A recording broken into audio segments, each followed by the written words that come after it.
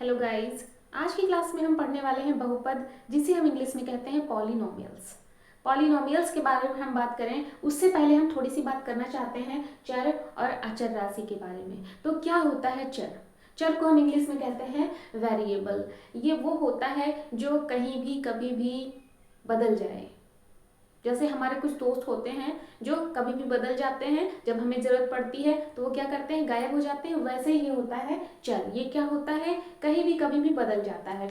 इसे हम A B C X Y Z etcetera किसी भी रूप में लिख सकते हैं। ठीक है, इसका मान हमेशा हर जगह पर बदलता रहता है, कहीं भी सेम नहीं रहता। दूसरा है हमारा अचर राशि। अचर को हम इंग्लिश में कहते हैं कांस्टेंट। ये क्या होता है, ये हमारे पक्के वाले दोस्त हैं, ये कहीं भी बदलते नहीं हैं। जैसे हमारी जो भी संख्याएं हैं, जितनी भी संख्याएं हैं, ये सभी क्या होती हैं, कांस्टेंट होती हैं। इनफाइनाइट तक की सभी संख्याएं हमारी क्या है, अचर राशि है। ठीक है, तो ये दो चीजें आपको क्लियर हुई होंगी। अब हम बहुपद के बारे में बात करते हैं। देखिए, सबसे पहले तो हमें जानना ये है कि बहुपद होता क्या है। अब जो ये हमारा बहुपद होता है वो चर और अचर राशियों को मिला करके बनता है। यानी कि इसमें कुछ चर राशियां होती हैं, कुछ अचर होती हैं, इनको मिला करके क्या बनता है, बहुपद। अब हमारा जो बहुपद है उसमें नाम से ही पता चल रहा है बहुपद। बहु मीन्स बहुत सारे, पद मीन्स पद। जिसमें बहुत सारे पद हों, ऐसा फलन जिसमें बहुत सारे पद हों, वो क्या होगा, बहुपद होगा। और वो होगा किस रूप में, इसके लिए भी कंडीशन है। हमारा जो बहुपद होगा वो इस रूप में होगा, पी एक्स बराबर A zero A one X plus A two X square plus A three up to A N X N. तो ये जो पी एक्स है ना, इसे हम क्या कहेंगे, इसे हम फलन कहेंगे। और देखिए यहाँ पर बहुत सारे पद हैं। ठीक है, कितने पद हैं, देखिए बहुत सारे पद हैं। तो जब इसमें बहुत सारे पद हैं और वो पद कैसे हैं, कुछ तो चर राशियां होंगी और कुछ अचर होंगे। यानी कि कुछ तो वेरिएबल होंगे, कुछ कांस्टेंट होंगे, और वो सभी मिला करके क्या बनेंगे, बहुपद बनेंगे। अब ये जो हमारा फलन है, इसमें कंडीशन क्या है कि A zero A one A two A three A N जो है वो क्या हो सकता है, वास्तविक संख्याएं हो सकती हैं। यानी कि जो ए जीरो है, ए वन है, ए टू है, ए एन है, ये क्या हो सकता है, वास्तविक संख्याएं हो सकती हैं। वास्तविक संख्याएं क्या होती हैं, सभी परिमेय और अपरिमेय संख्याएं मिला करके क्या बनाती हैं, वास्तविक संख्याएं बनाती हैं। यानी कि जितनी भी परिमेय संख्याएं होती हैं, 1/2 1/5 अप टू कुछ भी हो सकती हैं। और जो भी अपरिमेय संख्याएं, √5 √2 √3, ये सभी क्या है, अपरिमेय संख्याएं हैं। तो परिमेय और अपरिमेय सभी मिला करके वास्तविक संख्याएं बनती हैं। तो ये जो हमारा होगा ये वास्तविक संख्याएं हो सकती है। यानी कि परिमेय संख्याएं भी हो सकती है, अपरिमेय भी हो सकती हैं। अब इसके बाद दूसरी हमारी कंडीशन है कि यन जो होगा वो क्या होगा, यहाँ पर जो यन है ये क्या होगा, ये धनात्मक पूर्णांक होगा। यानी कि ये जो यन है ये माइनस नहीं हो सकता है और पूर्णांक ही होगा, इसके अलावा कुछ नहीं हो सकता। कंडीशन और है, एन जो होगा वो जीरो नहीं हो सकता है। ये जो हमारा एन है ना, ये जीरो नहीं हो सकता है। ठीक है, जब आपने बहुपद को समझ लिया है तो यहीं पर हम बहुपद को पहचानना भी सीख लेते हैं। आपको छोटे छोटे प्रश्न जो होते हैं इस प्रश्नावली से दिए जाते हैं, तो कभी कभी आप उसे भी गलत कर देते हैं। तो मैं ये चाहती हूँ कि आप छोटे प्रश्नों को गलत ना करें। तो ये जो प्रश्न है ये बनता है आपके यहाँ कि बहुपद बताइए कि बहुपद है या नहीं है। तो जब कभी भी हमें बताना हो बहुपद है या नहीं, तो हमें उसके वेरिएबल को देखना है, यानी कि चर को देखना है। अगर चर जो है वो धनात्मक पूर्णांक है, उसकी घात जो है धनात्मक पूर्णांक है, तो वो बहुपद हो जाएगा। तो देखिए यहाँ पे पहला जो है 3 + 2x, तो ये क्या है, इसमें जो x है उसकी जो घात है वो धनात्मक पूर्णांक है, बिल्कुल, तो ये बहुपद हो जाएगा। ठीक है, दूसरा देखिए यहाँ पर y है, ये y पर बहुपद है। अब y पर जब बहुपद है तो आपको ये देखना है कि ये जो 1/4 है ये रूल को फॉलो कर रहा है, एक वास्तविक संख्या है, कोई प्रॉब्लम नहीं है। अब यहाँ पर y की घात 2 है और y की घात 1 है, तो y की घात यहाँ पर एक धनात्मक पूर्णांक है, यहाँ पर भी एक धनात्मक पूर्णांक है। तो यहाँ पर क्या है, ये भी एक बहुपद है। इसको देखिए यहाँ पर √2 है, ये क्या है, अपरिमेय संख्या है। तो हमने आपको कहा था कि a0 a1 क्या हो सकता है, an जो है वास्तविक संख्या हो सकती है, तो ये वास्तविक संख्या है। उसके बाद देखिए x की घात 1 है, धनात्मक पूर्णांक है। लेकिन इसको जरा ध्यान से देखिए, यहाँ पर 1/x² है और 1/x² का मतलब क्या होता है, x की घात -2। तो जब ये बटे में हो गई घात तो इसका मतलब x की घात माइनस हो गई। जब x की घात जो है वो ऋणात्मक संख्या हो जाएगी तो वो बहुपद नहीं होगा। तो अगर आपको दिया गया है 1/x 1/y 1/z 1/z², तो वहां पर बहुपद नहीं होगा। तो ये जैसे ही है 1/x² आ गया, ये बटे में इसकी घात हो गई यानी कि माइनस हो गई, तो ये बहुपद नहीं होगा। अगला आपको देखना है 3√x + 4x²। अब यहाँ पर देखिए जो ये x की घात है ये तो धनात्मक पूर्णांक है, 2 है, लेकिन यहाँ पर जो x है वो क्या है, अंडर रूट है। तो तो अंडर रूट का मतलब क्या होता है, यक्स की घात 1/2 जो कि एक पूर्णांक नहीं है। तो जब अंडर रूट में घात हो जाएगी under root X, under root Y, under root Z, तो क्या होगा, वो बहुपद नहीं होगा। तो आपको ध्यान में रखना है कि अगर जो हमारा वेरिएबल है उसकी जो घात है अगर ऋणात्मक संख्या होगी या अंडर रूट में हो जाएगी तो क्या होगा, वो बहुपद नहीं होगा, तो ये भी बहुपद नहीं होगा। एक और प्रश्न है, y की घात 8 - 4। यहाँ देखिए y की घात कितनी है, 8 है, और 8 क्या है, एक धनात्मक पूर्णांक है। जब धनात्मक पूर्णांक है तो ये भी हमारा बहुपद हो जाएगा। तो आई होप आपको क्लियर हुआ होगा। आपने अगर बहुपद को पहचानना सीख लिया तो एक नंबर आपका बहुत ही आसानी के साथ बन जाएगा। तो ये तो था, आपको बहुपद पहचानना था, आपने पहचान लिया। चलिए अब आगे बढ़ते हैं। अब हमारा जो बहुपद है वो 3 तरीके से कैटेगराइज किया जाता है। पहला है चरों के आधार पर, दूसरा है पदों के आधार पर, और तीसरा है घात के आधार पर। तो अगर हम बात करें चरों के आधार पर तो इसमें सबसे पहले आएगा एक चर वाला बहुपद। ठीक है, अब एक चर वाला बहुपद क्या होगा, ऐसा बहुपद जिसमें केवल एक ही चर होगा। जैसे अगर यहाँ पे सामने लिखा है 2x + 3, ठीक है, इसमें कितने चर हैं, एक चर है। दूसरा है दो चर वाले बहुपद। अब दो चर वाले जो बहुपद होंगे उसमें दो चर होंगे, यानी कि वेरिएबल जो होंगे वो दो होंगे। यहाँ पर होगा 2x + 3y, ठीक है, दो चर हो गए। अब तीन चर वाले बहुपद की अगर हम बात करें तो इसमें तीन वेरिएबल होंगे, 2x 4y 5, ठीक है। देखिए इसमें एक ही चर था, इसमें x और y दो चर थे, और यहाँ पर देखिए x y z तीन चर थे। तो ये तो हो गए चरों के आधार पर। दूसरा है पदों के आधार पर। पदों के आधार पर सबसे पहले होगा एक पदीय, ठीक। अब एक पदीय क्या होगा, इसमें एक ही पद होगा। ये जो आपको प्रश्न होता है यहाँ से ना बहुत ज़्यादा बनता है कि एक पदीय, द्विपदीय, त्रिपदीय बताइए। तो जो ये आपका एक पदीय है इसमें क्या होता है, एक ही पद होता है। जैसे आपके पास जो बहुपद होगा वो एक ही पद का होगा। जैसे मान लीजिए 2x है, ठीक है, ये भी एक पद का है 3x²। अगर आप देखेंगे जो 4 लिखा हुआ है ना, ये भी एक ही, देखिए इसमें भी एक ही पद है ना, तो ये भी एक पद ही है। अगर आप देखें 2xy, तो ये भी देखिए ये पूरा एक ही तो पद है। तो ये सभी आपके जो भी हैं ये एक पद ही है। जैसे 2x हो गया, फिर अगर इसको देखा जाए ये भी एक पद ही है, ये भी और ये भी, ये एक पद ही है। दूसरा क्या होता है, द्विपदीय। अब द्विपदीय में क्या होगा, दो पद होंगे। कैसे होंगे, इस तरीके से, मान लीजिए आपको ये दिया हो सकता है। तो यहाँ पर देखिए ये जो चिन्ह लगा हुआ है ना, इसके पहले का ये एक हो गया और चिन्ह के उधर का ये दो हो गया। तो कितने पद हो गए, दो पद हो गए।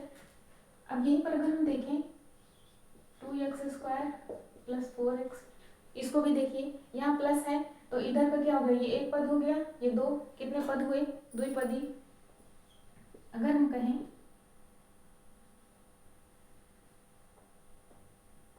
ये, तो इसको देखिए, इसमें देखिए कितने पद हैं, एक पद हो गया, दो पद हो गया। तो यही क्या है, ये द्विपदी है, यानी कि जिनमें केवल दो पद हों वो क्या होंगे, द्विपदी होंगे। और पद को हम गिनेंगे कैसे, जो हमारा चिन्ह है उसके एक तरफ का एक हो जाएगा और दूसरी तरफ का दो हो जाएगा। और यहाँ पर अगर आप देखें तो ये अकेला था, एक पदी था, ये भी अकेला था, इसके उधर कोई चिन्ह नहीं था, एक पदी, ये भी अकेला था, एक पदी, ये द्विपदी, और तीसरे नंबर पर आता है त्रिपदी। अब त्रिपदी में क्या होंगे, इसमें तीन पद होंगे। जैसे ये आपको दिया है, देखिए चिन्ह ये है तो इसके पहले का ये एक हो गया, अब इस चिन्ह के बाद ये दो हो गया, फिर चिन्ह उसके बाद फिर देखिए तीन हो गए, कितने पदी हो गए, त्रिपदी हो गए। इसी तरीके अगर आपको लिखा होगा ये, इसको भी देखिए, तो ये चिन्ह है, इसके पहले का एक पद, ये दो पद, तीन पद, कितने पद हो गए, त्रिपदी। तो आई होप आपको एक पदी, द्विपदी, त्रिपदी क्लियर हुआ होगा, क्योंकि यहाँ से आपके कुछ प्रश्न भी बनते हैं। अगला लास्ट है हमारा घात के आधार पर। तो पहला है एक घातीय। अब एक घातीय क्या होता है कि वो जो बहुपद होगा उसमें अधिकतम घात एक होगी। कितनी होगी, एक होगी। जैसे यहाँ पर देखिए ये है 2x + 5, तो इस बहुपद में अधिकतम घात कितनी है, एक है, क्योंकि यहाँ पर तो x की घात 0 ही है। देखिए यहाँ पर अगर हम ये लिखें तो यहाँ पर देखिए x की घात 0 है, और x की घात 0 का मान क्या होता है, 1 होता है।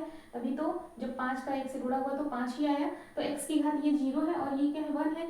तो यहाँ पर कितनी घात है, अधिकतम एक है। अगर हम यहाँ लिखते 2y + 3, तो यहाँ पर भी देखिए y की अधिकतम घात कितनी है, 1 है, तो ये एक घाती है, यानी कि बहुपद की अधिकतम घात 1 होना चाहिए। तो जब इसकी घात 1 है, इसकी घात 1 है, तो ये क्या है, एक घाती बहुपद है। अगला अगर हम देखें द्विघाती, तो यहाँ पर अधिकतम घात क्या होगी, 2 होगी। तो यहाँ पर देखिए x की अधिकतम घात कितनी है, 2 है, उसके बाद यहाँ पर घात है ही नहीं। अगर अगला हम देखें ये, तो यहाँ पर देखिए x की घात 1 है, यहाँ पर x की घात 2 है, तो अधिकतम घात कितनी है, 2 है, तो द्विघाती है। अगर यहाँ पर देखें 2y² प्लस 3y, तो ये क्या है, यहाँ पर y की घात 2 है, यहाँ पर 1 है, अधिकतम घात कितनी है, 2 है, तो ये क्या है, द्विघाती है। ठीक है, यानी कि उस बहुपद में अधिकतम घात 2 होगी तो द्विघाती, अधिकतम घात 1 होगी तो एक घाती। अब अगर हम त्रिघाती की बात करें तो यहाँ पर अधिकतम घात जो होगी वो क्या होगी, 3 होगी। देखिए यहाँ पर x की घात 1 है, यहाँ पर 3 है, तो अधिकतम घात जब 3 है तो त्रिघाती। अगर हम देखें यहाँ पर, अब देखिए यहाँ पर z की घात 2 है, यहाँ पर z की घात 3 है, तो अधिकतम घात कितनी हुई, 3 हुई, यानी कि ये क्या है, त्रिघाती है। तो इस तरीके से आपका ये हो गया एक घाती, ये हो गया द्विघाती, ये हो गया त्रिघाती। एक क्वेश्चन यहाँ पे लिखती हूँ आपके लिए, बताइए कि ये कितने घाती है। इसे आप दो घाती बिल्कुल भी ना कहना, क्योंकि अधिकतम घात को देखिए 3 है ना, 2 घात तो है लेकिन अधिकतम जो ज्यादा घात है वो 3 है ना, तो ये क्या है, त्रिघाती है। अगर यहीं पर लिखा होता ये, तो अब देखिए अधिकतम घात कितनी है, 2 है, तो ये द्विघाती है। अगला हमारा है गुणांक। ये भी बहुपद का ही इंपॉर्टेंट टॉपिक है, गुणांक। आपसे पूछा जाएगा गुणांक बताइए, तो गुणांक हम कैसे निकालते हैं। देखिए आपको जो बहुपद दिया होगा उसमें आपसे कहा जाएगा कि x का गुणांक निकालिए या फिर x² का गुणांक निकालिए। तो यहाँ पर आपसे पूछ रहा है x² का गुणांक, ठीक है, x² का गुणांक। तो अगर आप पहला प्रश्न देखें तो जहाँ पर भी x² है उसको ध्यान से देखिए, ये है x²। अब इस x² के साथ कौन सी संख्या है, इसके पहले कौन सी संख्या है, 3 है। जब इसके साथ 3 है तो x² का गुणांक क्या हो जाएगा, 3 हो जाएगा। क्या हो जाएगा, 3 हो जाएगा। तो ये आ गया x² का गुणांक 3। अब इसके बाद अगर यहाँ पर हमें x² का गुणांक बताना है तो देखिए x², अब x² के साथ कौन सी संख्या है, 2 है, लेकिन उसके पहले जो चिन्ह है वो माइनस है, तो उस चिन्ह को भी हमें लेना है, तो गुणांक क्या हो जाएगा, -2 हो जाएगा। तो x² का गुणांक -2। अगर यहाँ पर आप देखें x² का गुणांक, तो यहाँ पर तो x² है ही नहीं, यानी कि x² जो है वो क्या है, x² क्या है, 0 है। तो जब x² है ही नहीं, 0 है, तो इसके साथ कौन सा नंबर है, 0 है, तो यहाँ पर गुणांक क्या हो जाएगा, 0 हो जाएगा। अगर यहाँ से हम एक क्वेश्चन और लेते हैं, 2x प्लस x² प्लस 1।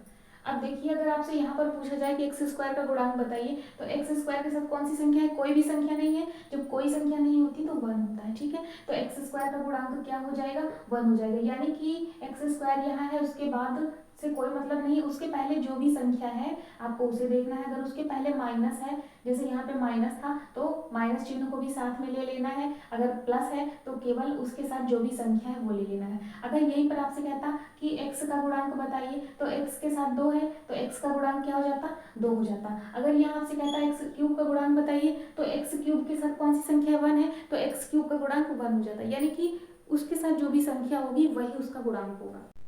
बहुपद को जब हमने अच्छी तरीके से समझ लिया है, तो अब बात आती है बहुपद के आरोही क्रम और अवरोही क्रम। तो सबसे पहले हम आरोही और अवरोही के बारे में बात कर लेते हैं। क्या होता है आरोही और अवरोही। आरोही क्या है, देखिए ये क्या है, इसमें 3 अक्षर हैं, इसमें 4 अक्षर हैं, तो ये क्या है, ये छोटा है, ये छोटा है, और ये क्या है, ये बड़ा है। तो जब कभी भी हमें आरोही और अवरोही क्रम में लिखना होता है तो हम क्या करते हैं, छोटे से बड़े क्रम में लिखते हैं, ठीक, छोटा से बड़ा। और अवरोही में जब हमें लिखना है तो हम क्या करते हैं, बड़े से छोटे क्रम में लिखते हैं। तो ये जो छोटा सा कंफ्यूजन रहता है बच्चों को, वो अब नहीं होना चाहिए। इसे आप देखिए, आरोही है, ये अवरोही, ये क्या है, छोटे से बड़ा, ये क्या है, बड़े से छोटा। तो अब हमें छोटे से बड़े क्रम में लगाना किसको है, हमें संख्याओं से कोई मतलब नहीं है, वो जिस चर का बहुपद होगा उस चर की घात को हमें आरोही और अवरोही क्रम में लगाना है। तो जब कभी भी हमें आरोही क्रम में लगाना होगा तो हम क्या करेंगे, उस पूरे बहुपद को देखेंगे और वो जिस चर का बहुपद है उसकी घात को देखेंगे। जैसे ये किसका बहुपद है, ये x चर का बहुपद है। अब इसमें इसमें अगर आप देखें तो यहाँ पर x की घात 1 है, यहाँ पर x की घात 5 है, यहाँ पर x की घात 2 है, यहाँ पर x की घात 0 है और यहाँ पर x की घात 3 है। तो हमें इन घातों को क्रम में लगाना है। तो जब हम आरोही में लिखेंगे तो इस घात को हम छोटे से बड़े क्रम में लगाएंगे। तो यहाँ पर हम देखेंगे सबसे छोटी घात कौन सी है, सबसे छोटी घात है x की घात 0।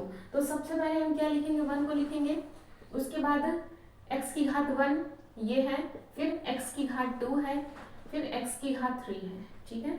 उसके बाद क्या है, x की घात 5, उसके चिन्ह को साथ में लेंगे। तो ये हो गया, देखिए हमने छोटा, फिर उससे बड़ा, फिर उससे बड़ा, ऐसे करते हुए सबसे बड़ा। तो हमने छोटे से बड़े क्रम में घातों को लगा दिया। तो ये क्या हो गया, ये बहुपद का आरोही क्रम हो गया। अब जब अवरोही की बात हम करेंगे तो उस चर की घात को हम बड़े से छोटे क्रम में लगाएंगे, ठीक है। किसमें लगाएंगे, बड़े से छोटे। तो यहाँ पर अगर आप देखें तो ये y चर का बहुपद है और इसमें y की घात सबसे ज्यादा कहाँ पर है, यहाँ पर 2 है, यहाँ पर y की घात 4 है, यहाँ पर 1 है, यहाँ पर 3 है, यहाँ पर 8 है। तो सबसे ज्यादा कहाँ पर है, यहाँ पर है y की घात 4। तो इस पूरे को इसके गुणांक के साथ हम लिखेंगे, इस पूरे पद को। तो ये 2y की घात 4 हो गया, ये सबसे बड़ा है। उसके बाद क्या है, y की घात 3 है, उसके बाद y की घात 2 है, फिर क्या है, y की घात 1 है, उसके गुणांक के साथ उसको लिखेंगे, ये हो गया, और y की घात 0। तो ये आपका हो गया अवरोही क्रम। तो आई होप आपको ये बहुपद का जो 2.1 एक्सरसाइज का जो क्वेश्चन था ये आपको क्लियर हुआ होगा। वीडियो अच्छी लगी तो लाइक, शेयर और सब्सक्राइब जरूर करें और बेल आइकन को भी हिट कर लें। तो चलिए मिलते हैं कल 2.2 के साथ, तब तक के लिए जय।